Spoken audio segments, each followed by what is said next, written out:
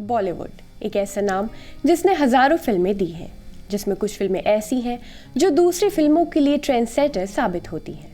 ऐसी एक film Bobby film भारतीय सिनेमा के शोमैन कहे जाने वाले अभिनेता राज कपूर ने बनाई थी। आदाब, आप देख रहे हैं आवाज द वॉइस और मैं हूँ आपके साथ अमीना माजिद। बॉबी फिल्म 1973 में रिलीज हुई थी। हालांकि ये फिल्म उस समय के सुपरस्टार राजेश खन्ना के लिए लिखी गई थी, लेकिन कुछ बाधाओं की वजह से राज कपूर ने फिल्म में अपने बेटे ऋषि कपूर को लिया। ये फिल्म राज कपूर की ड्रीम फिल्म थी, जिसे उन्होंने अपनी युवावस्था में अभिनेत्री नरगिस के रूप में देखा था। इसलिए ऋषि कपूर ने कई बार माना है कि ये फिल्म हीरो से ज्यादा हीरोइन पर आधारित है और इसलिए इसका नाम बॉबी रखा गया है।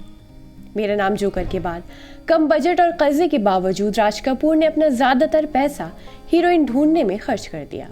उन्होंने बॉबी की भूमिका के लिए नीतू सिंह का स्क्रीन टेस्ट भी लिया, जो बाद में न सिर्फ मशहूर हुई बल्कि ऋषि कपूर की पत्नी भी बनी। बॉबी के लिए 15 साल की लड़की डिंपल कपाडिया को चुना गया था, लेकिन डिंपल कपाडिया का कहना है कि पहले स्क्रीन टेस्ट में उन्हें साफ तौर पर रिजेक्ट कर दिया गया था, क्योंकि वो हीरो से बड़ी दिखती थी। रेखा, जो उस समय अपने करियर का निर्माण कर रही थी, उनको भी फिल्म में अरुणा ईरानी की भूमिका के लिए संपर्क किया गया था, लेकिन रेखा ने मना कर दिया था।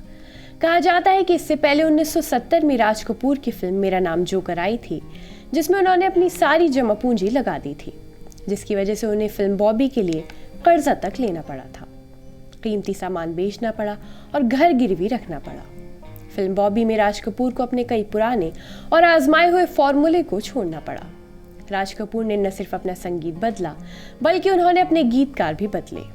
इस फिल्म में न सिर्फ एक फिल्म निर्माता और निर्देशक के रूप में राज कपूर को निखारा, बल्कि उन्हें एक नया जीवन दिया और उनके सभी कर्जों से मुक्ति दिला दी। अगर आपको हमारी वीडियो पसंद आई हो तो ऐसी वीडियोस के लिए हमारे चैनल को सब्सक्राइब करना न भूलें।